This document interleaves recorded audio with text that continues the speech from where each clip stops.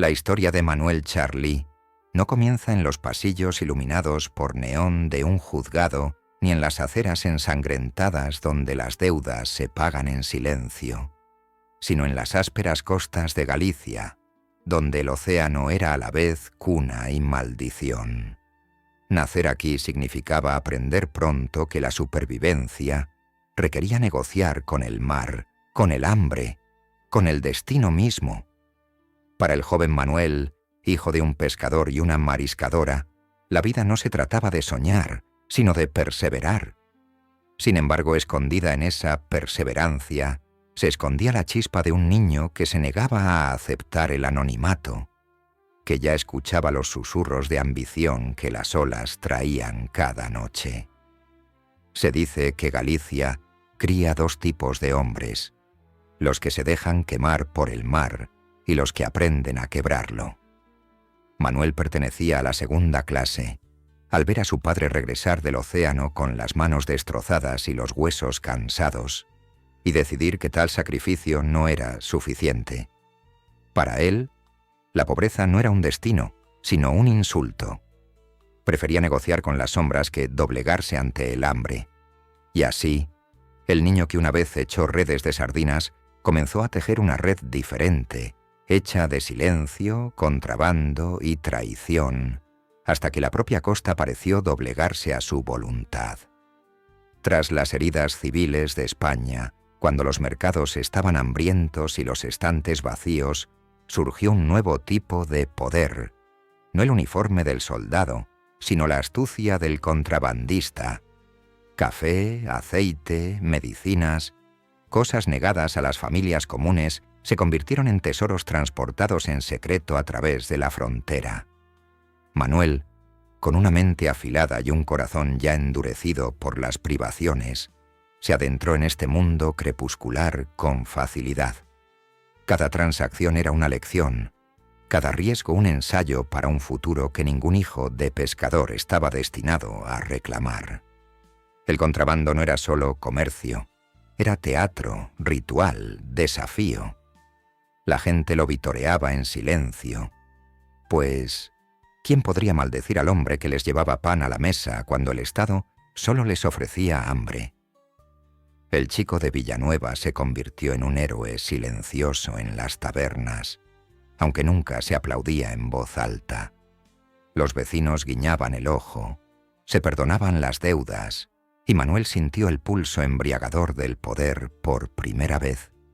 No un poder dado ni heredado, sino arrebatado, crudo y peligroso. Fue allí donde comenzó a comprender que el miedo y la gratitud son gemelos, y que podía dominarlos a ambos con un solo gesto. Pero cada etapa exige un maestro, y el destino puso a Vicente Otero Pérez, Terito, en el camino de Manuel. Otero no era un simple contrabandista, era el arquitecto del submundo gallego, un hombre que camuflaba el crimen con la respetabilidad. Mientras otros tropezaban en el barro, Terito caminaba con zapatos lustrados, donando a iglesias, estrechando manos a alcaldes y fingiendo que su imperio olía a incienso en lugar de a tabaco.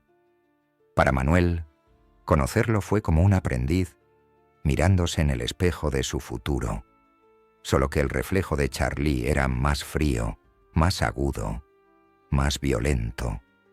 Bajo el ala de Terito, aprendió que la lealtad se podía comprar, el silencio se podía cultivar y el miedo podía ser una moneda más fuerte que el oro. Pronto, la costa se transformó en algo más extraño que un mito. Plataformas mejilleras, granjas flotantes del mar, se convirtieron en escenarios de una cosecha diferente. Cajas de tabaco ocultas bajo redes, sombras que llegaban en las olas al amparo de la niebla. Manuel observó la transformación no con asombro, sino con cálculo. Cada tabla de madera, cada pescador leal, cada señal susurrada a través del agua, se convirtió en parte de su creciente orquesta del crimen. Y en esta música de engaño, él ya no era un niño. Era el director, convirtiendo a Galicia en cómplice. Lo llamaban de muchas maneras, pero uno se le aferraba como el destino. Don Corleone, el eco del cine, el encanto de la ficción hecho carne. En la década de 1970, mientras la historia de Coppola sobre la mafia se proyectaba en las pantallas, Manuel se convirtió en su viva imagen, un hombre que inspiraba respeto no con su encanto ni su espectacularidad, sino con el silencioso terror de la autoridad. Donde otros sonreían a las cámaras, él fruncía el ceño en silencio. Donde otros sobornaban con regalos, él gobernaba con los puños. El pueblo no lo confundía con un benefactor, lo reconocía como un patriarca que prefería golpear a hablar. Incluso entonces, otros a su alrededor, Laureano Oubiña, Sito Miñanco, forjaron sus reputaciones de forma diferente. Laureano vestía como un noble, haciendo alarde de sus propiedades e invitando a la prensa a capturar su fachada de legitimidad. Sito volaba como un temerario, surcando las aguas con lanchas rápidas, riendo con los aldeanos, cultivando la admiración como si el crimen pudiera disfrazarse de caridad. Pero Manuel no era ni el noble ni el temerario. Era la tormenta. Frío, inevitable, despiadado. Su don no era el encanto, sino la resistencia, y la resistencia al fusionarse con la violencia se convirtió en una leyenda más oscura de lo que cualquiera de sus rivales podía aspirar a sostener. La leyenda se alimentó de sangre. Un camionero que flaqueaba en sus deudas descubrió demasiado tarde que la paciencia de Manuel se agotaba al borde de su ira. Golpeado, encerrado en el frío silencio de una cámara refrigerada, el hombre se convirtió en una advertencia escrita con moretones. Manuel se reiría de ello décadas después, ante cámaras ávidas de escándalo.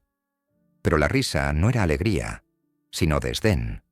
Para él, la crueldad no era crimen, era pedagogía.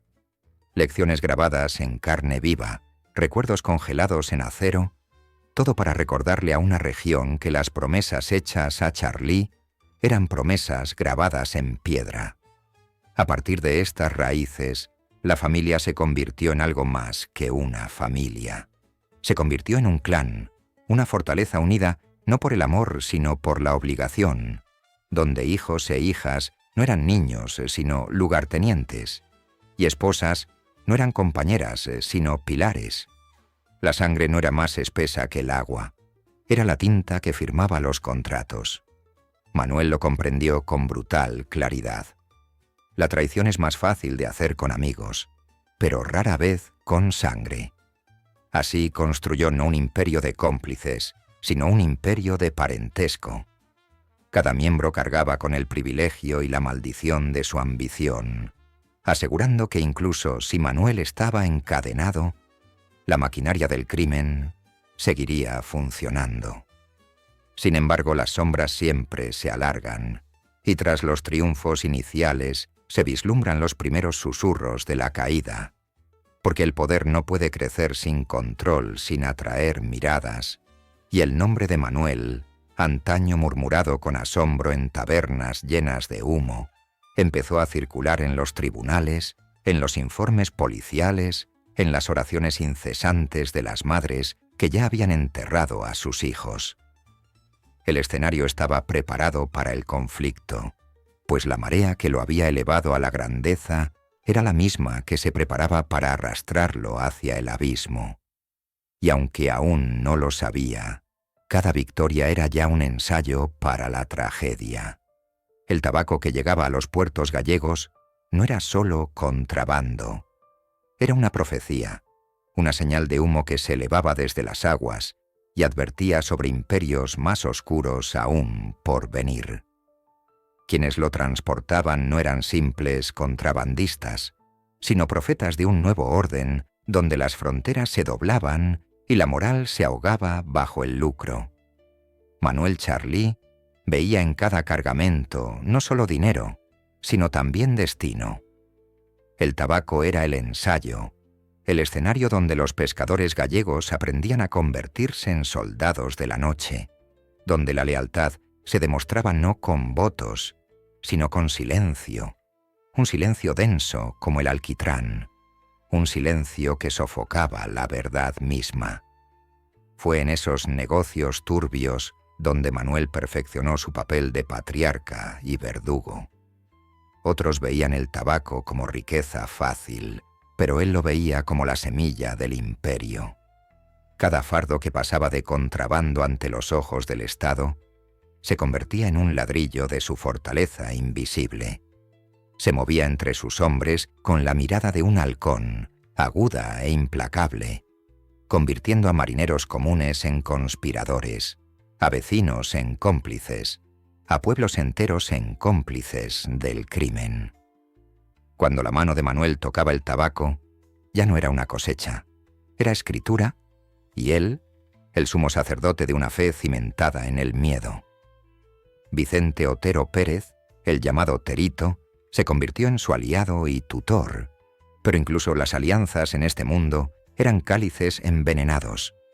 Terito encarnaba el encanto, la respetabilidad, la ilusión de legitimidad. Manuel lo admiraba, pero nunca lo envidió, pues donde Terito buscaba aplausos, Manuel exigía obediencia. Bajo la guía de su maestro, Charlie aprendió a combinar los negocios con el teatro. Donaciones a la iglesia, favores al pueblo, una sonrisa para el alcalde. Pero detrás de cada apretón de manos había una sombra, y Manuel comprendió lo que su maestro quizá nunca supo, que el poder que nace de la bondad puede deshacerse, pero el poder que nace del terror se vuelve eterno. Pronto las mejillones, antaño símbolos de sustento, se convirtieron en monumentos al engaño. Desde sus plataformas flotantes, cajas de tabaco americano descendían bajo la luz de la luna, ocultas bajo redes que olían a océano. Pueblos enteros conspiraban en la danza. Los pescadores hacían de centinelas, las mujeres vigilaban la costa, los niños crecían no con nanas, sino con códigos susurrados de padre a hijo. Manuel prosperó en este teatro de complicidad, mientras su imperio se extendía por la ría como una enfermedad. Para los forasteros, estos eran pueblos pesqueros. Para los de dentro, eran ejércitos, unidos por pactos más fuertes que la ley, pactos de humo y silencio. La transición del tabaco a algo mucho más mortal trajo consigo un escalofrío que ni siquiera Manuel pudo ignorar. Heroína era la palabra que llegaba de tierras lejanas, susurrada como maldición y promesa a la vez. Para muchos contrabandistas era una línea demasiado lejana, un fuego demasiado peligroso para tocar. Pero para Manuel era la tormenta inevitable para la que se había estado preparando desde el principio. El tabaco le había dado riqueza, pero la heroína prometía reinos. Era el señuelo de la inmortalidad, y Manuel nunca fue un hombre que resistiera la tentación. Cruzó la línea que otros temían, y al hacerlo, reescribió el destino de Galicia. La heroína trajo consigo el primer sabor a deudas de sangre incurables. Los adictos vagaban por calles antes llenas de risas. Las madres lloraban sobre almohadas empapadas de dolor y los padres maldecían nombres que no se atrevían a pronunciar. Sin embargo, en el mundo de Manuel, este sufrimiento no era una tragedia, sino una consecuencia, no un pecado, sino una cuestión de aritmética. Por cada vida destruida, su fortuna se multiplicaba. Su nombre se extendía aún más, entretejido en maldiciones y oraciones por igual, y con cada grito de angustia de las familias, su oficio se hacía añicos, su leyenda se oscurecía, agudizándose hasta convertirse en algo monstruoso, inquebrantable, inmortal. Los colombianos llegaron después, atraídos por la escarpada costa gallega, una fortaleza natural de calas y niebla que convertía la persecución en futilidad. Vieron en Manuel no solo a un contrabandista, sino a un guardián, un hombre capaz de convertir el extremo occidental de Europa en una gran puerta para el polvo blanco. Para Manuel, El encuentro de manos a través de los océanos no fue un pacto entre iguales, fue una coronación. Su imperio se extendía ahora más allá de las fronteras, sus alianzas forjadas por la codicia y las balas. Galicia ya no era un rincón olvidado de España. Se había convertido en el pulmón a través del cual Europa inhalaba su adicción más mortal. Con esta expansión llegaron enemigos, no solo rivales con barcos, sino enemigos con armas, venganzas y nada que perder. Manuel prosperó gracias a ello, considerando cada intento de asesinato, cada traición, cada rumor susurrado como prueba de su estatura. El miedo se había convertido en su estandarte, y bajo él marchaban sus hijos, su esposa, su propio linaje. El clan ya no era solo una familia, era una fortaleza, una dinastía unida no por la tradición, sino por la necesidad. La risa de cada niño estaba teñida de amenaza, pues incluso la inocencia en la casa Charlie estaba acostumbrada a obedecer al silencio del imperio. Pero el silencio, antes absoluto, empezó a resquebrajarse. Las madres que habían enterrado a sus hijos comenzaron a nasealzarse. Su dolor se endureció hasta convertirse en desafío. Se pararon en las esquinas con fotografías en la mano, exigiendo justicia a un sistema demasiado lento, demasiado corrupto, demasiado cómplice.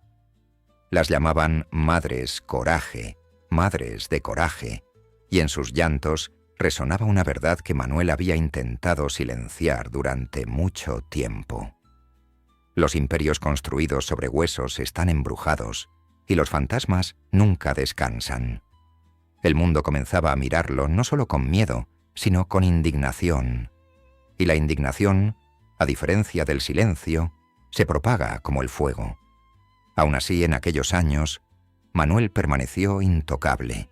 Su mirada era de hielo, su voz de acero, su presencia venenosa. Se movía por los tribunales como un actor burlándose de su escenario, negando con una sonrisa burlona lo que todos ya sabían. Cada negación era teatro, cada mentira una espada que se cernía sobre la justicia. Pero incluso mientras reía de las acusaciones, mientras se burlaba del mismo sistema que pretendía encadenarlo, algo más oscuro se cernía más allá de su vista. Porque todo hombre que construye su reino sobre el silencio, olvida que el silencio se rompe, y cuando se rompe con un trueno. La ría de Arousa ya no era una masa de agua, se había convertido en un espejo de sangre y humo. Cada onda cargaba secretos, cada amanecer brumoso ocultaba traiciones. Los pescadores que antes rezaban por buenas mareas, ahora rezaban por un silencio seguro. Pues en el dominio de Manuel, incluso el mar parecía elegir bando. La costa era su catedral, y sus himnos eran juramentos de lealtad susurrados, acentuados por disparos cuando se rompían. Lo que empezó como contrabando ahora había desarrollado colmillos, y las aguas que antaño alimentaban Galicia se habían convertido en un cementerio donde las deudas se saldaban con balas en lugar de monedas. Manuel ya no caminaba entre los hombres como uno más. Caminaba como un espectro. Su mirada podía silenciar tabernas, su voz podía quebrantar lealtades. Donde antes inspiraba gratitud a regañadientes, ahora inspiraba miedo puro. Sus rivales no solo competían con él, sino que lo rodeaban de puntillas como adoradores que rodean un ídolo demasiado peligroso para tocar. Y cuando surgía la rebeldía, se enfrentaba a ella con una crueldad tan teatral que se recordaba durante décadas. Las historias de sus castigos se convirtieron en folclore, parábolas grotescas contadas en voz baja, cada una un recordatorio de que la traición contra Charlie no era un error, era una sentencia de muerte. La brutalidad que lo definía se cristalizó en la escalofriante historia del camionero que le debía millones. Encerrado en el ataúd congelado de una cámara refrigerada, golpeado hasta convertir su cuerpo en un mapa de agonía, El sufrimiento del hombre era menos una venganza que una demostración. Manuel convirtió el dolor en teatro, a sus enemigos en advertencias. Años después, cuando las cámaras lo sondearon en busca de remordimiento, rió con la arrogancia de quien había visto al miedo mismo arrodillarse ante él. Esa risa, fría y cortante, era el sonido de un hombre que sabía que la crueldad, una vez tejida en leyenda, es más duradera que el oro. Pero el mayor invento de Manuel no fue la violencia. Fue la familia como dinastía, la sangre como arma. Mientras otros contrabandistas confiaban en socios o contrataban matones, Manuel comprendía la fragilidad de la lealtad no sellada con parentesco. Los amigos traicionan, los socios desertan, pero la sangre lleva la obligación hasta la tumba. Sus hijos, hijas, esposa e incluso nietos se vieron arrastrados a la maquinaria del imperio, cada uno con roles asignados, cada uno atado a su ambición como los planetas a un sol moribundo. No eran meros cómplices, sino herederos, soldados en una guerra disfrazada de comercio. Años después, en los tribunales, bancos enteros se llenarían no con desconocidos, sino con su linaje siendo juzgado. La transformación de la familia en fortaleza fue a la vez genialidad y maldición. Genialidad, porque cuando Manuel fue encarcelado, la maquinaria no se detuvo. Maldición, porque los mismos lazos que garantizaban la lealtad también los atraparon a todos en su destino. Esposas que podrían haber conocido la paz aprendieron a lavar. Niños que podrían haber jugado en la playa aprendieron a traficar. Y nietos que podrían haber llevado juguetes llevaron dinero. La casa de los Charlie no era un hogar, era una sala del trono donde la inocencia no tenía cabida. Cenar en su mesa era cenar con el destino, y el destino, bajo el reinado de Manuel, siempre venía plagado de peligros. A medida que los años 80 se convertían en los 90, España parecía volver la mirada hacia las costas gallegas. La operación Nécora, ideada por el juez Baltasar Garzón, no fue solo una redada, sino un terremoto. Decenas de arrestos, titulares que denunciaban narcotráficos, la ilusión de imperios intocables que se resquebrajaban bajo el peso de la justicia. Para muchos, fue la primera vez que los reyes invisibles de Galicia salían a la luz. Pero Manuel no era un rey cualquiera. Incluso entre rejas se burlaba del mismo escenario en el que era juzgado, sonriendo con sorna como un actor aburrido de su guión, convirtiendo las acusaciones en ironía. En el tribunal interpretó el papel del humilde necio, sin poder, sin influencia, sin autoridad, o eso afirmaba. Contaba historias de atún, de piscifactorías, de inocencia envuelta en ridículo. Las escuchas telefónicas donde se pronunciaba atún blanco y atún negro como código para la cocaína, se convirtieron en su narrativa en meras bromas marítimas. Y de alguna manera, contra toda expectativa, salió libre. Las madres que habían enterrado a sus hijos, que habían luchado por este día, lloraron de rabia, porque la justicia fue burlada, y Manuel había demostrado una vez más ser un hombre no atado por las leyes, sino por la leyenda. Pero la libertad es un regalo fugaz en la vida de un hombre que vive entre sombras. 6 días después de su liberación, el destino volvió a desplomarse, esta vez no con susurros, sino con gritos. El asesinato de Manuel Baulo Trigo, conocido como El Caneo, resonó como un trueno en Galicia. Baulo, un contrabandista arrepentido convertido en informante, se había atrevido a romper el código de silencio. 4 sicarios colombianos entraron en su casa, sus balas desgarrando su cuerpo, su violencia sin piedad. Su esposa sobrevivió, pero quedó lisiada, testimonio viviente del horror desatado. El mensaje era claro: a la traición se responde con sangre. Galicia retrocedió. La muerte del caneo no fue solo otra vendetta, fue una revelación.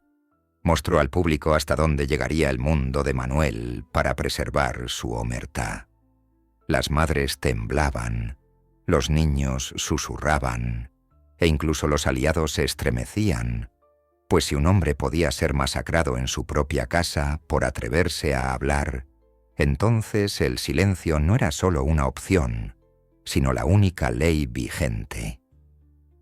El imperio de Manuel había pasado del contrabando al terror puro, y la ría misma parecía teñida de carmesí, sus aguas llevando los ecos de los disparos a la eternidad.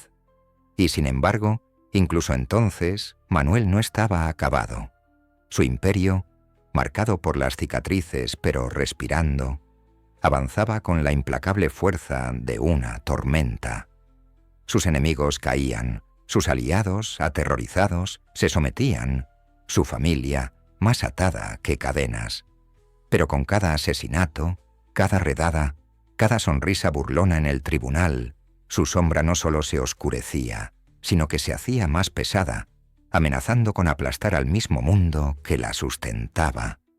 Porque hombres como Manuel no solo se elevan, sino que consumen, y cuando consumen demasiado, incluso el mar que los crió comienza a volverse contra ellos. Las mareas de sangre habían comenzado a subir, y ya no había forma de detenerlas.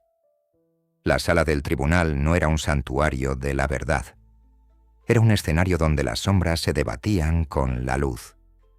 Cuando Manuel Charly entró, encadenado pero firme, el silencio era eléctrico, el tipo de silencio propio de las catedrales antes de que comience el coro.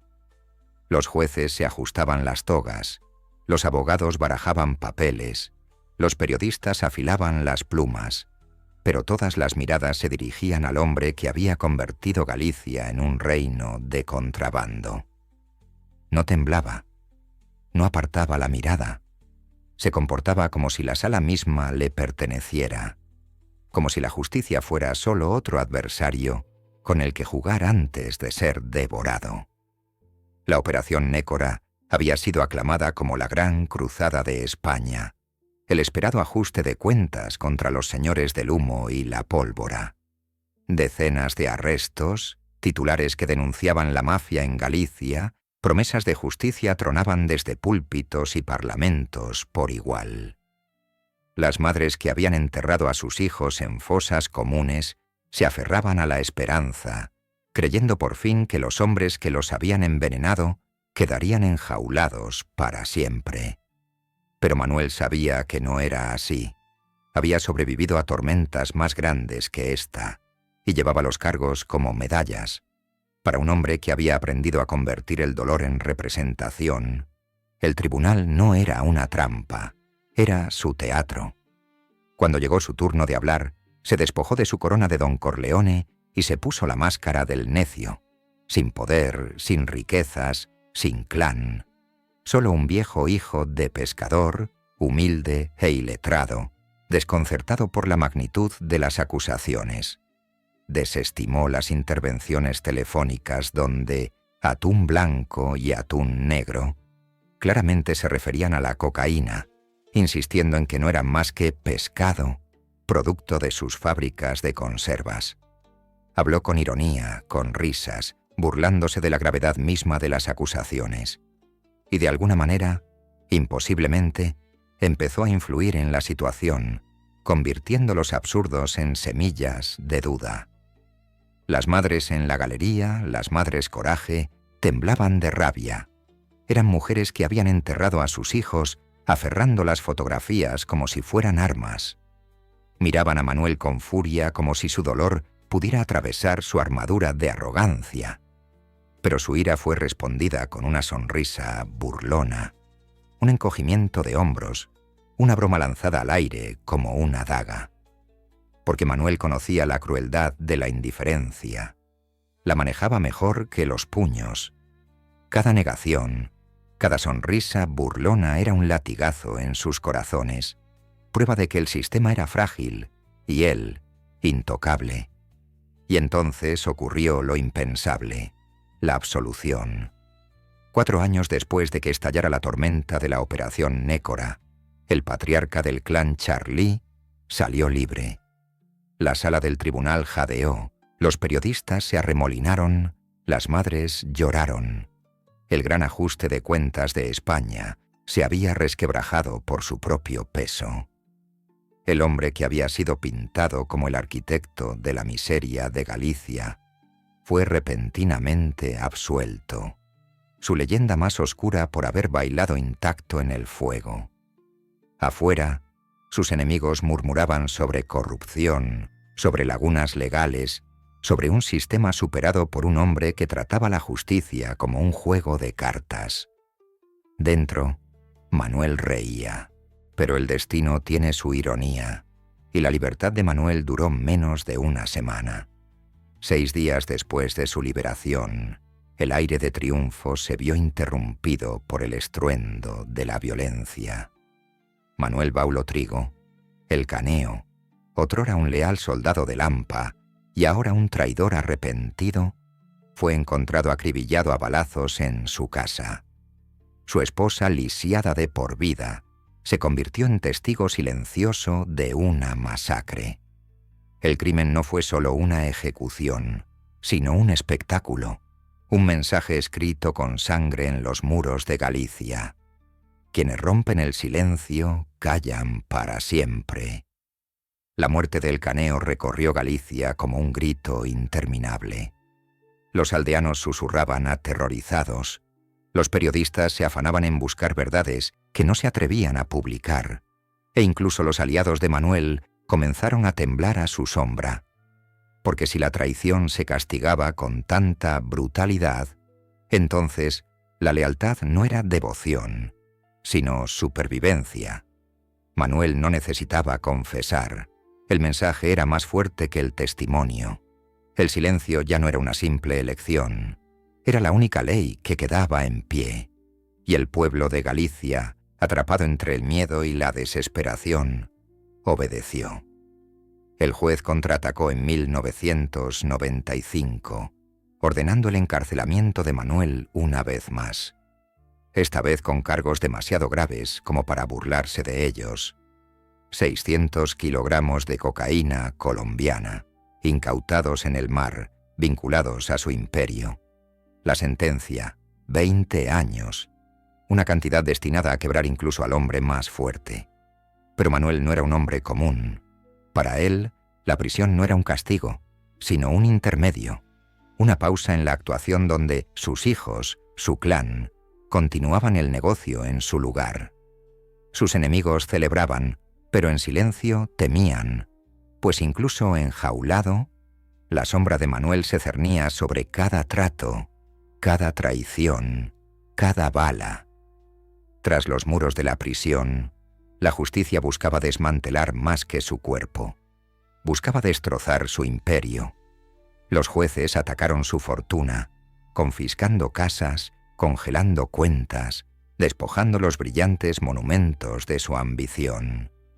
Por una vez, Manuel saboreó la amargura de una pérdida que no se medía en cadenas, sino en riqueza desmoronada. Sin embargo, incluso mientras el Estado recuperaba millones, incluso mientras su nombre se grababa más profundamente en los documentos judiciales, permaneció incólume.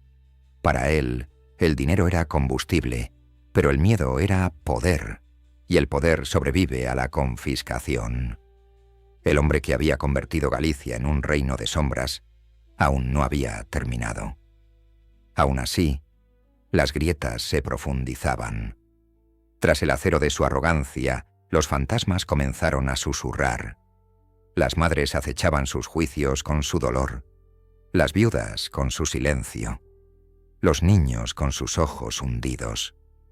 Manuel pudo haberse reído de los fiscales y burlado de la ley, pero nadie escapa a los fantasmas de aquellos a quienes ha quebrantado. Cada juicio se convirtió en una pesadilla, cada veredicto en un espejo que reflejaba no su inocencia, sino las tumbas interminables que su imperio había cavado. Y aunque seguía en pie, la situación estaba cambiando. porque los fantasmas no perdonan y nunca dejan en paz a un hombre como Manuel. Los muros de la prisión pudieron contener el cuerpo de Manuel, pero no pudieron enjaular su leyenda. Los periódicos pronunciaron su nombre con la cadencia del mito. Las autoridades celebraron su caída como si la guerra estuviera ganada. Pero en Galicia persistían los rumores. Manuel seguía al mando. Desde su celda manejaba hilos invisibles para el Estado, orquestando envíos, guiando a sus hijos, asegurándose de que la maquinaria del crimen no se durmiera. Pero cada hilo se desgastaba, y con cada juicio, cada confiscación, cada traición, la gran fortaleza del clan Charlie comenzó a desangrarse piedra a piedra, hasta que su majestuosidad no pareció un palacio, sino una ruina. El Estado golpeó donde más le dolía: su fortuna. Millones de euros embargados, casas confiscadas, cuentas congeladas en bancos suizos, lujo convertido en evidencia, etiquetado y guardado bajo llave. El gran Pazo de Vista Real, antaño el corazón palpitante de su imperio, le fue arrebatado de las manos y vendido al pueblo como un trofeo arrancado a un general caído. Para Manuel, esto no era una simple pérdida, era humillación, el despojo de los símbolos del poder, el arrebato del imperio de las manos de un hombre que antaño había doblegado Galicia a su voluntad. Un rey sin corona, un tirano sin trono. Sin embargo, Manuel no se rindió a la desesperación. Luchó, incluso en desgracia, por recuperar lo que le quedaba de control. Cuando sus mansiones fueron subastadas, apareció en las subastas públicas, pujando desesperadamente por las reliquias de su gloria caída. El pueblo observó con asombro cómo el antaño temido patriarca se reducían a un simple postor entre los hombres, ya no aterrador, sino simplemente patético. Pero incluso este espectáculo era amenazante, porque Manuel no intentaba recuperar sus propiedades, luchaba por recordarle al mundo que aún vivía, que aún resistía, que aún se negaba a desvanecerse en el polvo. Un rey en cenizas, pero rey al fin y al cabo. Fuera de su prisión, el clan aguantaba como una bestia herida. Sus hijos y nietos mantenían el engranaje en marcha, blanqueando dinero mediante negocios disfrazados de trabajo honesto, contrabandeando cuando el mar era indulgente, sobornando cuando los tribunales se inclinaban demasiado. Sobrevivieron porque Manuel los había construido así. Cada miembro de la familia era un engranaje, intercambiable pero irreemplazable. Pero con cada arresto, cada acusación, cada humillación, su lealtad se debilitaba, su ambición se agudizaba. La sangre podía unir, pero también podía traicionar, y entre los muros de la dinastía Charlie, la ambición se volvió tan venenosa como la cocaína. La libertad volvió en 2010, pero no fue un triunfo. Manuel emergió a los 78 años. Ya no era la tormenta que había sido, sino un frágil eco que caminaba sobre las ruinas de su imperio. La ley lo había debilitado, los años lo habían humillado, pero su arrogancia permanecía intacta. Entraba en los bares con la copa en alto, afirmando vivir de una pensión, como si fingir pobreza pudiera borrar décadas de sangre y humo. Los gallegos lo observaban con ojos encontrados, algunos con odio, otros con asombro, todos con la inquietante certeza de que el anciano que tenían ante ellos había sido su sombra. Pero la sombra no se desvaneció. Ese mismo año, el Estado volvió a atacar en lo que llamaron la Operación Repesca. Manuel, junto con su linaje, fue arrastrado una vez más a las cárceles, acusado de tejer una intrincada red de lavado de activos. 58 propiedades confiscadas, millones confiscados, las últimas grandes vetas de su riqueza abiertas y drenadas. Para cualquier otro hombre, este habría sido el final, una rendición a la oscuridad. pero Manuel lo soportó con la fría resiliencia de quien ha bailado con la muerte demasiado tiempo como para temer la ruina. Incluso en la pérdida, se mantuvo desafiante, prueba de que un reino de cenizas aún arde. Tras él, Josefa, Chefa, la matriarca silenciosa, mantenía unido al clan. No era un adorno ni una simple esposa a la sombra de su marido. Era el pegamento, la columna vertebral invisible, la voz serena que convertía el caos en disciplina. Mientras Manuel tronaba, ella susurraba. Mientras él inspiraba miedo, ella tejía lealtad. Sin ella la dinastía podría haberse derrumbado mucho antes. Pero los años también la llevaron. En 2012, Josefa murió, y con su muerte, la fortaleza que Manuel había construido se quebró en sus cimientos. El clan había perdido su ancla silenciosa, y Manuel había perdido a la única alma que ablandaba el hierro de su corazón. Su ausencia fue una herida que nunca sanó. Los vecinos juraban haberlo visto disminuido, con su arrogancia intacta, pero su espíritu fracturado. Siempre había sido el verdugo, el patriarca, el tirano, pero la presencia de Josefa lo había mantenido atado, en un equilibrio entre la crueldad y la necesidad. Sin ella, parecía más solo, más frágil, su imperio reducido no solo por los tribunales, sino por el dolor. Por primera vez, el hombre que se había reído en las caras de las madres y se había burlado de los tribunales parecía humano, no humillado, no perdonado, sino atormentado. El silencio que Josefa dejó fue más pesado que los barrotes de una prisión. Y sin embargo, incluso mientras el imperio se convertía en polvo, Manuel se negó a desaparecer en la historia. En 2011 estalló un escándalo. Una chica de 17 años, atraída por él, desapareció durante 2 días antes de escapar. Las acusaciones lo pintaron no solo como un criminal, sino como un depredador. Y aunque los tribunales lo trataron con cautela, la mancha fue permanente.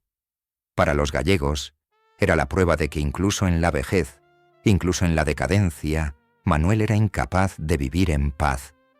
El pecado para él no era un capítulo de la juventud, era una adicción de toda la vida. Esta ya no era la historia de un conquistador, era la historia de un hombre devorado por su propio apetito.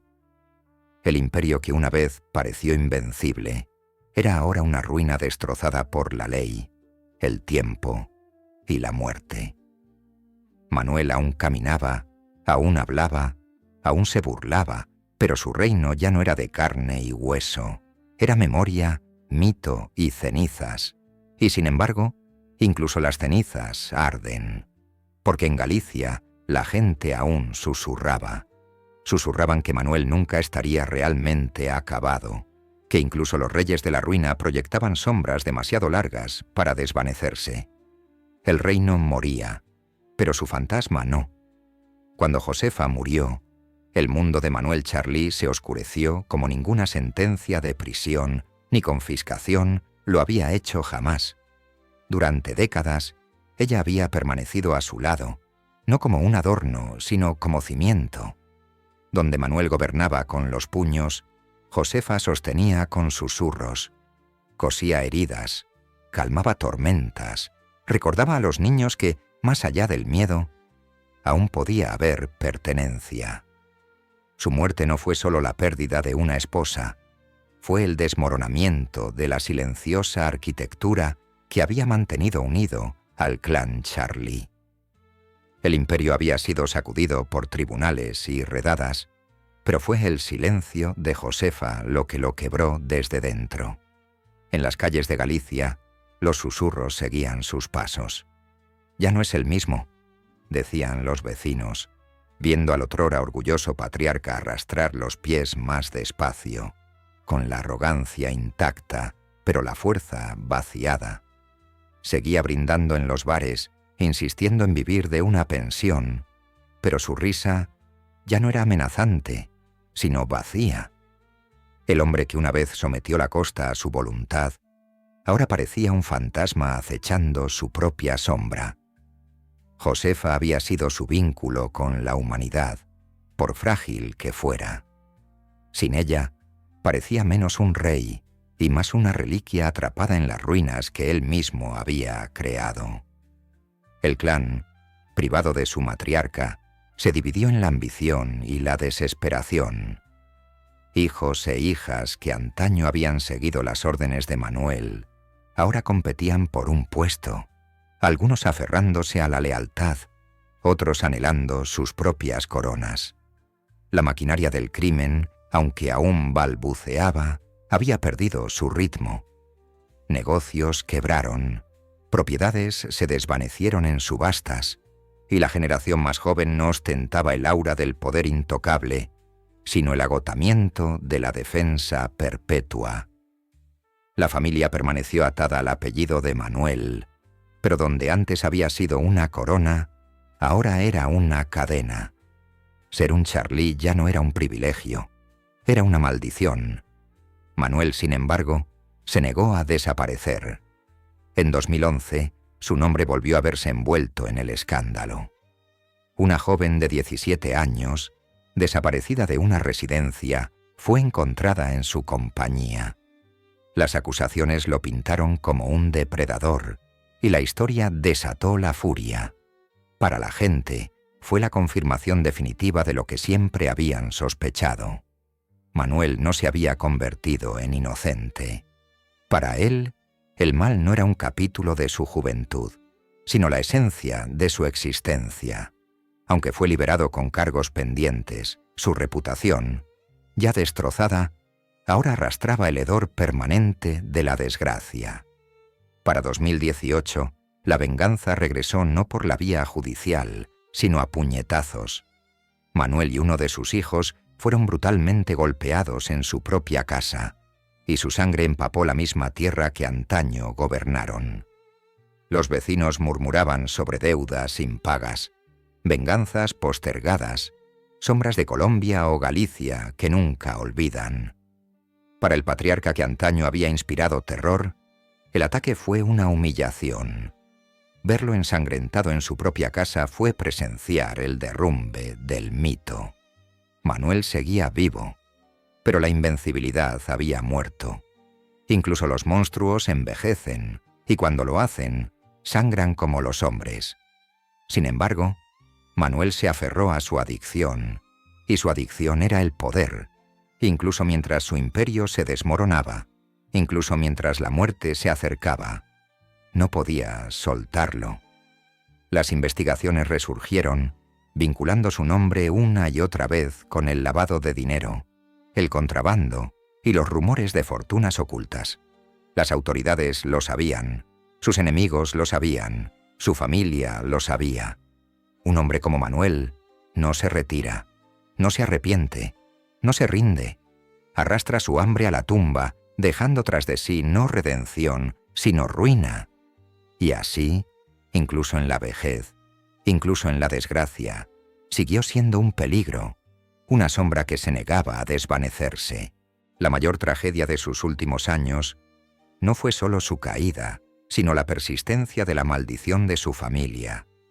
Sus hijos, herederos de su legado, cargaron con el peso de sus crímenes.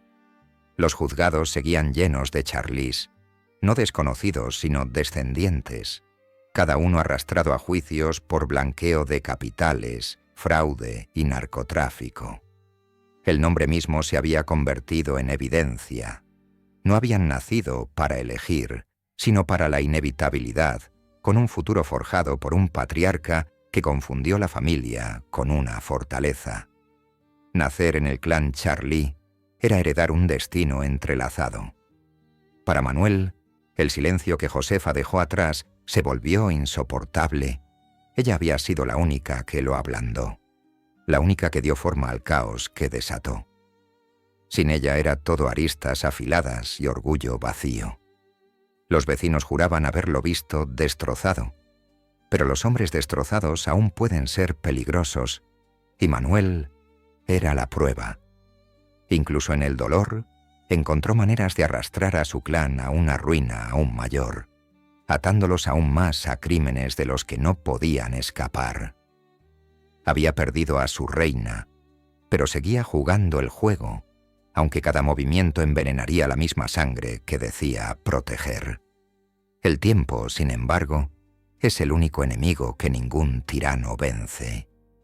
Los años lo agobiaban, su cuerpo frágil, sus pasos vacilantes, pero su mente se aferraba obstinadamente a los fantasmas del poder. Había construido un imperio desde el miedo, desde el silencio, desde los huesos, y se negaba a creer que pudiera desaparecer con él.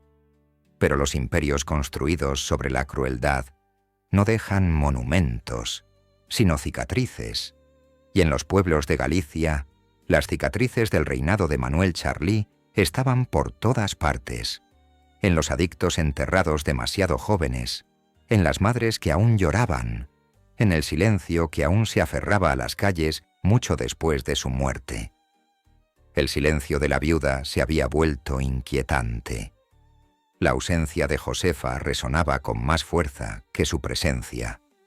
Sin ella, el clan se desmoronaba, y sin ella, Manuel no era más que una sombra que se hacía pasar por rey. El silencio que dejó no era pacífico, era acusador, un silencio que hablaba de todo lo que se había destruido en su nombre, en nombre del imperio. Y Manuel, aunque impenitente hasta el final, no pudo escapar de él, porque al final el silencio es lo único que sobrevive a los reyes. El fin no llegó con sirenas, ni con balas, ni con el rugido de un veredicto judicial. Llegó silenciosamente, casi absurdamente, el último día del año, en las horas crepusculares de un calendario moribundo. El 31 de diciembre de 2021, Manuel Charly, el hombre que había gobernado las costas gallegas con miedo y hierro, tropezó en el umbral de su propia casa. Una simple caída, un tropiezo contra la barandilla de su puerta, y el patriarca que había sobrevivido a jueces, rivales, prisiones y traiciones, fue deshecho no por los hombres, sino por la gravedad. Su cráneo golpeó, su cuerpo se desplomó, y el imperio terminó de bruces sobre la fría piedra. La ironía era casi demasiado cruel para creerla. Durante décadas, Manuel había atravesado tormentas de violencia, había visto cómo las balas silenciaban a otros, había orquestado él mismo ejecuciones que aterrorizaron a una nación. Y sin embargo, la muerte no lo encontró con una pistola en la sien, ni con veneno en la bebida, sino en la banalidad de un accidente doméstico. Los vecinos lo encontraron tendido en el suelo, con la sangre manchando el pavimento, no como Don Corleone de Galicia, sino como un anciano destrozado y frágil. El destino, al parecer, le había reservado un último acto desprovisto de grandeza, una humillación disfrazada de inevitabilidad. Incluso cuando llegaron los paramédicos, no había milagro que invocar, ninguna leyenda que proteger. El hombre que una vez comandó flotas y fortunas fue declarado muerto antes de que naciera el nuevo año. En ese momento, el silencio que lo había seguido toda su vida, el silencio de los cómplices, de los vecinos, de una sociedad que había elegido la complicidad, finalmente lo engulló por completo. Tenía 89 años, y aún así murió como un niño que tropieza con su propia puerta. El patriarca se había ido, pero su sombra permaneció, demasiado vasta para desvanecerse con su aliento. Galicia respiró hondo, pero no aliviada. Su muerte no fue un exorcismo, fue un recordatorio, porque aunque el hombre había muerto, su nombre perduraba, grabado en propiedades confiscadas, juicios inconclusos, linajes entrelazados. Su hija Josefa, conocida como Chefa, ya había demostrado ser más que una heredera. Era una gobernante por derecho propio, heredando no solo su trono, sino también su maldición. Sus hijos rondaban los restos del imperio como buitres alrededor de un cadáver, alimentándose de los restos de un legado que se negaba a pudrirse. El clan seguía vivo, fracturado pero respirando, y con ellos el fantasma de Manuel. El Estado también llevaba su recuerdo como una cicatriz. Documentos judiciales, listas de confiscación, interminables subastas de propiedades que antaño relucían con riquezas prohibidas. Todo llevaba su firma, como si se hubiera convertido en un archivista indeseado de las décadas más oscuras de Galicia. Los políticos invocaban su nombre como prueba de victoria, como si un hombre derribado por el destino fuera la prueba de que el sistema había prevalecido. Pero quienes recordaban el miedo lo sabían mejor. Sabían que por cada casa confiscada, por cada cuenta congelada, había adictos enterrados en tumbas sin nombre, familias destrozadas sin remedio. El verdadero legado de Manuel no era el dinero, sino el duelo. En las tabernas, la historia volvió a convertirse en leyenda. Algunos susurraban sobre su crueldad, relatando historias de camioneros congelados y traidores asesinados. Otros hablaban con retorcido asombro, recordando al patriarca que se había mantenido firme ante los tribunales, la policía e incluso el tiempo mismo. Porque en Galicia, el crimen siempre había vivido en el espacio entre la condena y la admiración. Para algunos, Manuel era un monstruo. Para otros, era la prueba de que se podía desafiar la pobreza, incluso con el pecado. La muerte no zanjó el debate, solo aseguró que su nombre nunca desaparecería. Pero bajo el folclore se escondía la verdad. Manuel Charly no murió como rey. Murió solo, destrozado, humillado por la misma fragilidad que había negado toda su vida. Su imperio no era un monumento, sino una ruina. Su legado, no una corona, sino una maldición.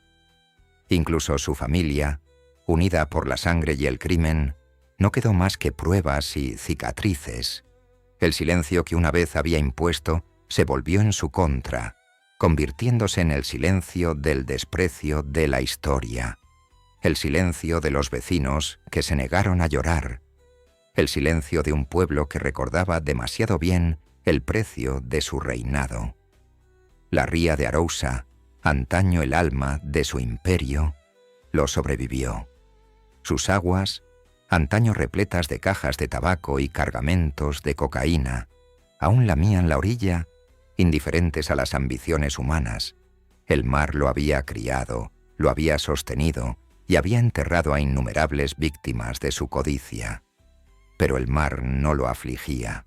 Continuaba su curso, eterno e imperturbable, como burlándose de la arrogancia de un hombre que una vez creyó poder doblegarlo a su voluntad.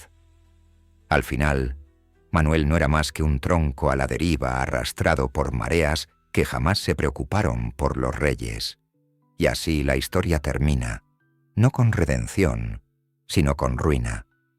Manuel Charly Gama, el patriarca de las sombras, el autoproclamado Don Corleone de Galicia, yace bajo la tierra que una vez gobernó mediante el terror.